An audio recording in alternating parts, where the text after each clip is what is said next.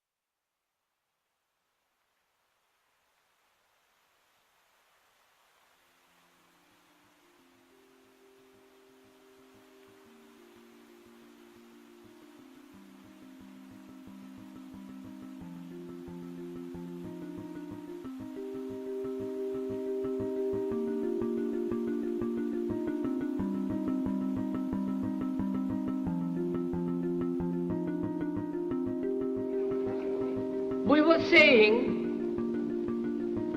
how very important it is to bring about in the human mind the radical revolution. The crisis is a crisis in consciousness,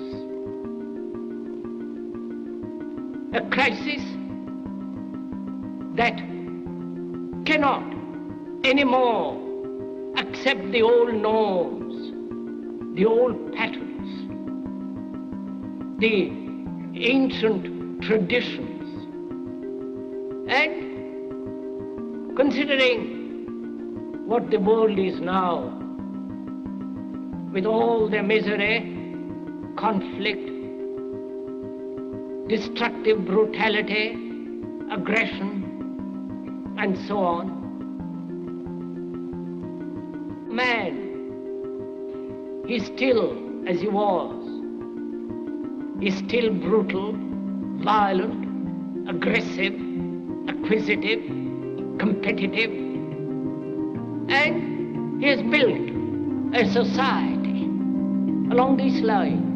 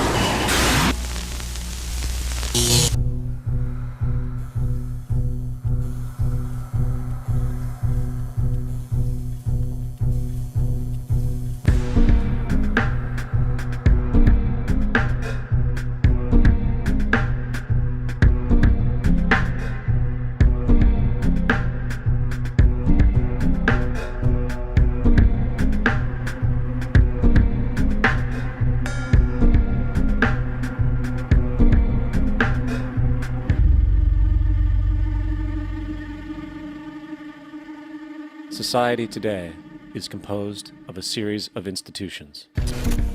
From political institutions, legal institutions, religious institutions, to institutions of social class, familial values, and occupational specialization, it is obvious the profound influence these traditionalized structures have in shaping our understandings and perspectives.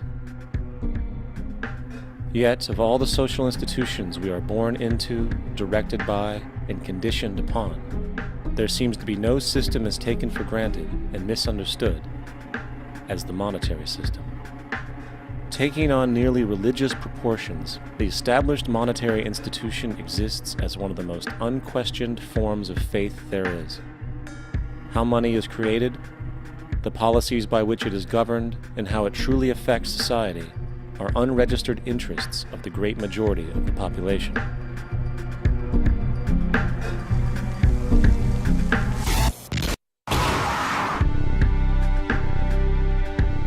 In a world where 1% of the population owns 40% of the planet's wealth, in a world where 34,000 children die every single day from poverty and preventable diseases, and where 50% of the world's population lives on less than $2 a day, one thing is clear: something is very wrong.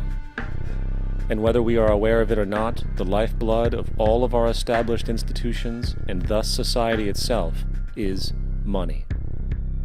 Therefore, understanding this institution of monetary policy is critical to understanding why our lives are the way they are. Unfortunately, economics is often viewed with confusion and boredom. Endless streams of financial jargon coupled with intimidating mathematics quickly deters people from attempts at understanding it. However, the fact is, the complexity associated with the financial system is a mere mask, designed to conceal one of the most socially paralyzing structures humanity has ever endured.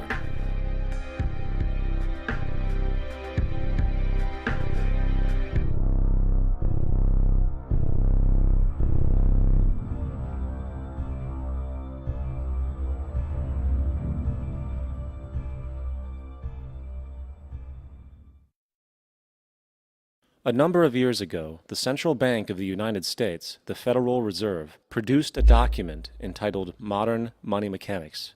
This publication detailed the institutionalized practice of money creation as utilized by the Federal Reserve and the web of global commercial banks it supports. On the opening page, the document states its objective. The purpose of this booklet is to describe the basic process of money creation in a fractional reserve banking system. It then proceeds to describe this fractional reserve process through various banking terminology, a translation of which goes something like this. The United States government decides it needs some money, so it calls up the Federal Reserve and requests, say, $10 billion. The Fed replies, saying, sure, we'll buy $10 billion in government bonds from you. So the government takes some pieces of paper, paints some official-looking designs on them, and calls them treasury bonds. Then it puts a value on these bonds to the sum of $10 billion and sends them over to the Fed. In turn, the people at the Fed draw up a bunch of impressive pieces of paper themselves, only this time calling them Federal Reserve notes, also designating a value of $10 billion to the Fed. The Fed then takes these notes and trades them for the bonds. Once this exchange is complete, the government then takes the $10 billion in Federal Reserve notes and deposits it into a bank account. And upon this deposit, the paper notes officially become legal tender money, adding $10 billion to the U.S. money supply. And there it is. $10 billion in new money has been created. Of course, this example is a generalization, for, in reality, this transaction would occur electronically, with no paper used at all. In fact, only 3% of the U.S. money supply exists in physical currency. The other 97% essentially exists in computers alone. Now, government bonds are, by design, instruments of debt, and when the Fed purchases these bonds, with money it essentially created out of thin air, the government is actually promising to pay back that money to the Fed. In other words, the money was created out of debt. This mind-numbing paradox of how money or value can be created out of debt or a liability will become more clear as we further this exercise. So, the exchange has been made and now $10 billion sits in a commercial bank account. Here's where it gets really interesting. For as based on the fractional reserve practice, that $10 billion deposit instantly becomes part of the bank's reserves, just as all deposits do. And regarding reserve requirements, as stated in modern money mechanics, a bank must maintain legally required reserves equal to a prescribed percentage of its deposits. It then quantifies this by stating, under current regulations, the reserve requirement against most transaction accounts is 10%. This means that with a $10 billion deposit, 10%, or $1 billion, is held as the required reserve, while the other $9 billion is considered an excessive reserve and can be used as the basis for new loans. Now, it is logical to assume that this $9 billion is literally coming out of the existing $10 billion deposit. However, this is actually not the case. What really happens is that the $9 billion is simply created out of thin air on top of the existing $10 billion deposit. This is how the money supply is expanded. As stated in modern money mechanics, of course they, the banks, do not really pay out loans from the money they receive as deposits. If they did this, no additional money would be created. What they do when they make loans is to accept promissory notes, loan contracts, in exchange for credits, money, to the borrower's transaction accounts. In other words, the $9 billion can be created out of nothing simply because there is a demand for such a loan and that there is a $10 billion deposit to satisfy the reserve requirements. Now, let's assume that somebody walks into this bank and borrows the newly available $9 billion. They will then most likely take that money and deposit it into their own bank account. The process then repeats, for that deposit becomes part of the bank's reserves.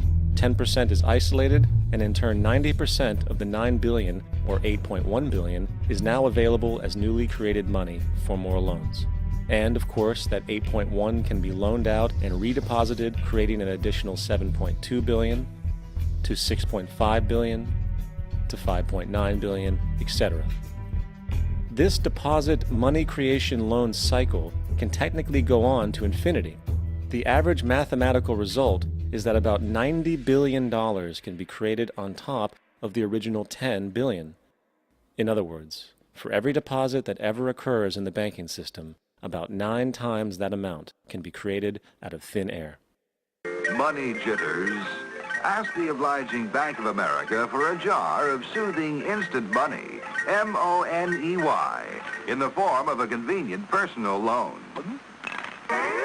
So, now that we understand how money is created by this fractional reserve banking system, a logical yet elusive question might come to mind. What is actually giving this newly created money value? The answer? The money that already exists.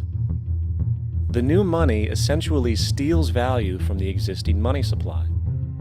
For the total pool of money is being increased irrespective to demand for goods and services. And as supply and demand finds equilibrium, prices rise, diminishing the purchasing power of each individual dollar.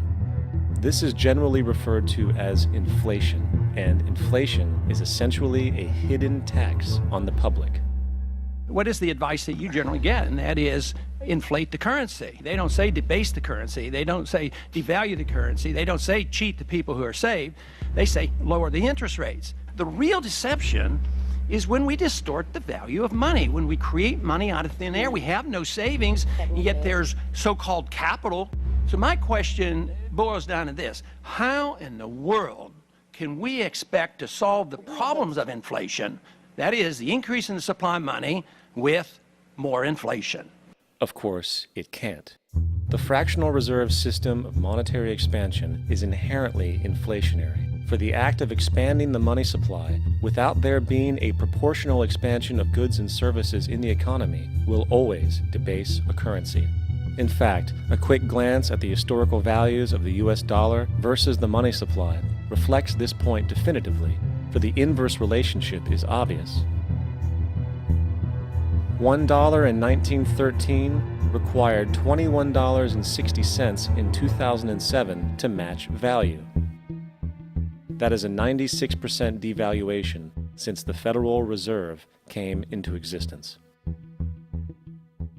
Now, if this reality of inherent and perpetual inflation seems absurd and economically self-defeating, hold that thought, for absurdity is an understatement in regard to how our financial system really operates. For in our financial system, money is debt. And debt is money. Here is a chart of the U.S. money supply from 1950 to 2006. Here is a chart of the U.S. national debt for the same period. How interesting it is that the trends are virtually the same. For the more money there is, the more debt there is. The more debt there is, the more money there is.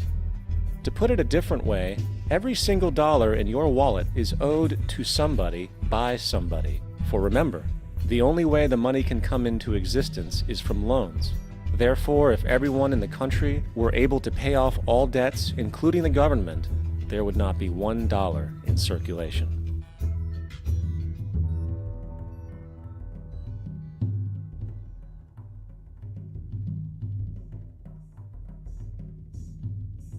In fact, the last time in American history the national debt was completely paid off was in 1835 after President Andrew Jackson shut down the central bank that preceded the Federal Reserve.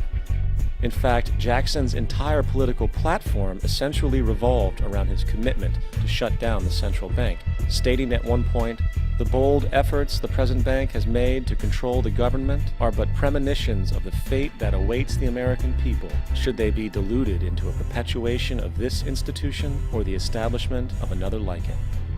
Unfortunately, his message was short-lived, and the international bankers succeeded to install another central bank in 1913, the Federal Reserve.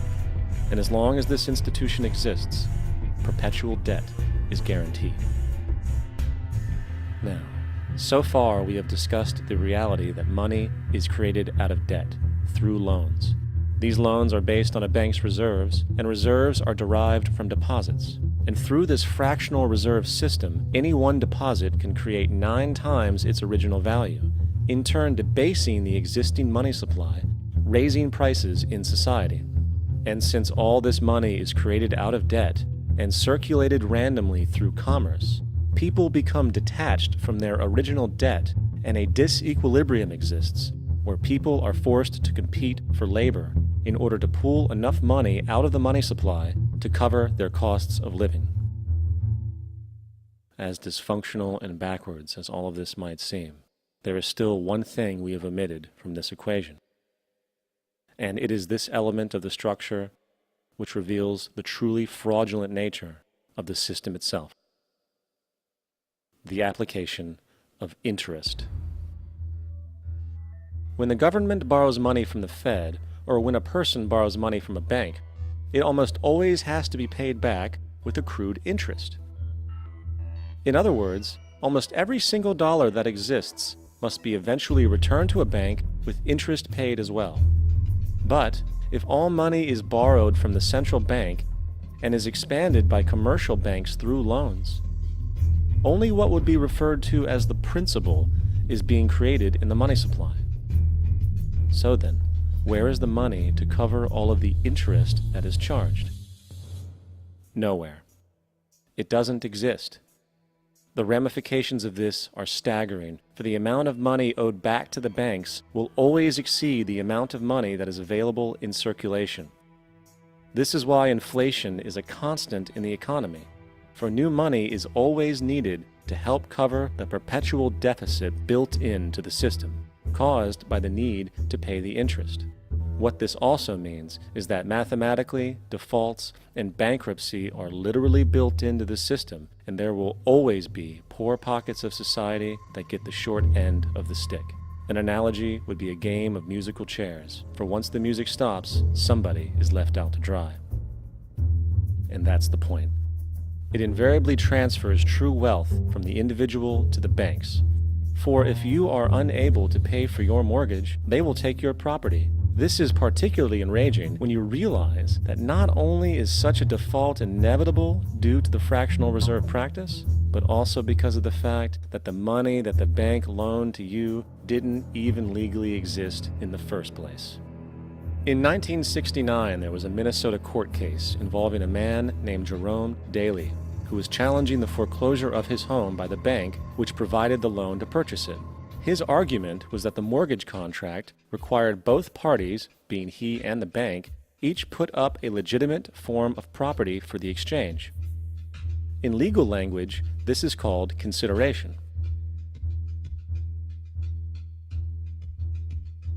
Mr. Daly explained that the money was, in fact, not the property of the bank, for it was created out of nothing as soon as the loan agreement was signed. Remember what modern money mechanics stated about loans? What they do when they make loans is to accept promissory notes in exchange for credits. Reserves are unchanged by the loan transactions, but deposit credits constitute new additions to the total deposits of the banking system. In other words, the money doesn't come out of their existing assets. The bank is simply inventing it, putting up nothing of its own except for a theoretical liability on paper. As the court case progressed, the bank's president, Mr. Morgan, took the stand, and in the judge's personal memorandum, he recalled that the plaintiff, bank's president, admitted that, in combination with the Federal Reserve Bank, did create the money and credit upon its books by bookkeeping entry. The money and credit first came into existence when they created it. Mr. Morgan admitted that no United States law or statute existed which gave him the right to do this. A lawful consideration must exist and be tendered to support the note. The jury found that there was no lawful consideration, and I agree. He also poetically added, "Only God can create something of value out of nothing." And upon this revelation, the court rejected the bank's claim for foreclosure, and Daley kept his home. The implications of this court decision are immense. For every time you borrow money from a bank, whether it is a mortgage loan or a credit card charge, the money given to you is not only counterfeit, it is an illegitimate form of consideration, and hence voids the contract to repay, for the bank never had the money as property to begin with. Unfortunately, such legal realizations are suppressed and ignored, and the game of perpetual wealth transfer and perpetual debt continues. And this brings us to the ultimate question: why? During the American Civil War, President Lincoln bypassed the high-interest loans offered by the European banks and decided to do what the Founding Fathers advocated, which was to create an independent and inherently debt-free currency. It was called the greenback. Shortly after this measure was taken, an internal document circulated between private British and American banking interests stated, "Slavery is but the owning of labor and carries with it the care of laborers, while the European plan is that capital shall control labor by controlling wages.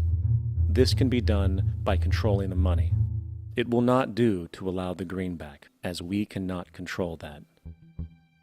The fractional reserve policy perpetrated by the Federal Reserve, which has spread in practice to the great majority of banks in the world, is, in fact, a system of modern slavery.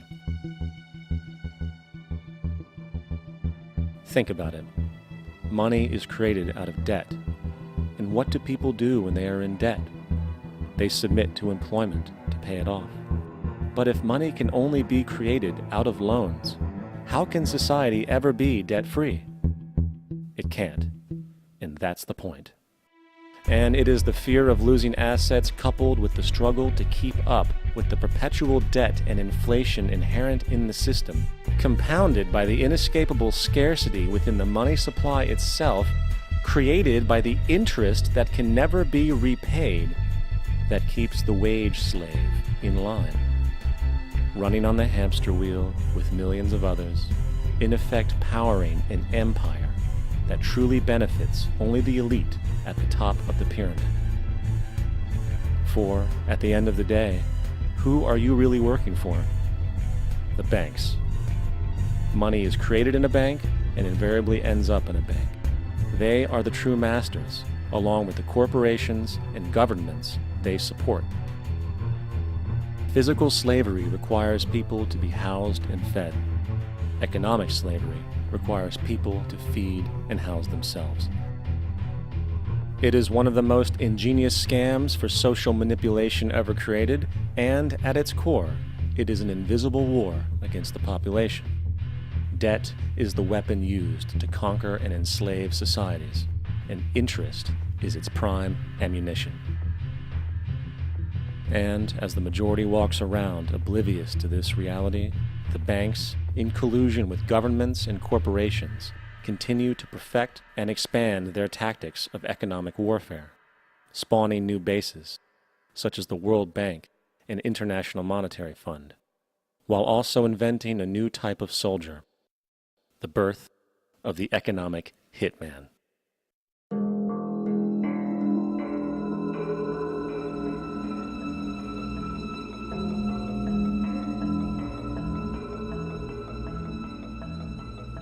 We economic hitmen really have been the ones responsible for creating this first truly global empire.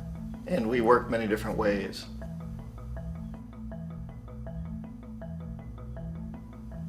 But perhaps the most common is that we will identify a country that has resources our corporations covet, like oil, and then arrange a huge loan to that country from the World Bank or one of its sister organizations. But the money never actually goes to the country. Instead, it goes to our big corporations to build infrastructure projects in that country, power plants, industrial parks, ports, things that benefit a few rich people in that country, in addition to our corporations, but really don't help the majority of the people at all. However, those people, the whole country is left holding a huge debt. It's such a big debt they can't repay it, and that's part of the plan, that they can't repay it. And so at some point, we economic hitmen go back to them and say, listen, you owe us a lot of money, can't pay your debt, so sell your oil real cheap to our oil companies. Allow us to build a military base in your country, or send troops in support of ours to someplace in the world like Iraq, or vote with us on the next UN vote. To have their electric utility company privatized and their water and sewage system privatized and sold to U.S. corporations or other multinational corporations. So there was that whole mushrooming thing, and it's so typical of the way the IMF and the World Bank work, that you put a country in debt, it's such a big debt it can't pay it, and then you offer to refinance that debt and pay even more interest. And you demand this quid pro quo, which you call a conditionality or good governance, which means basically that they've got to sell off their resources, including many of their social services, their utility companies, their school systems sometimes, their penal systems, their insurance systems, to foreign corporations. So it's a double, triple, quadruple whammy. The precedent for economic hitmen really began back in the early 50s when democratically elected Mossadegh, who was elected in Iran, he was considered to be the hope for democracy in the Middle East and around the world. He was Time Magazine's Man of the Year. But one of the things that he'd run on and began to implement was the idea that foreign oil companies needed to pay the Iranian people a lot more for the oil that they were taking out of Iran. The Iranian people should benefit from their own oil. Strange policy. We didn't like that, of course. But we were afraid to do what we normally were doing, which was to send in the military. Instead, we sent in one CIA agent, Kermit Roosevelt, Teddy Roosevelt's relative. And Kermit went in with a few $1 million and was very, very effective and efficient. And in a short amount of time, he managed to get Mossadegh overthrown and brought in the Shah of Iran to replace him, who always was favorable to oil. And it was extremely effective. Bombs overflow Tehran. Army officers shout that Mossadegh has surrendered and his regime as virtual dictator of Iran is ended. Pictures of the Shah are paraded through the streets as sentiment reverses. The Shah is welcomed home. So back here in the United States, in Washington, people looked around and said, wow, that was easy and cheap. So this established a whole new way of manipulating countries, of creating empire. The only problem with Roosevelt was that he was a card-carrying CIA agent, and had he been caught, the ramifications could have been pretty serious. So very quickly at that point, the decision was made to use private consultants to channel the money through the World Bank or the IMF or one of the other such agencies, to bring in people like me who worked for private companies, so that if we got caught, there would be no governmental ramifications.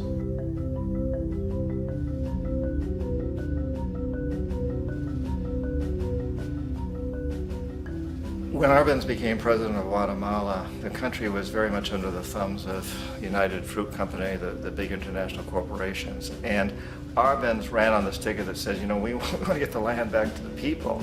And once he took power, he was implementing policies that would do exactly that, give land rights back to the people. United Fruit didn't like that very much. And so they hired a public relations firm, launched a huge campaign in the United States to convince the United States people, the citizens of the United States, and the press of the United States, and the Congress of the United States, that Arbenz was a Soviet puppet, and that if we allowed him to stay in power,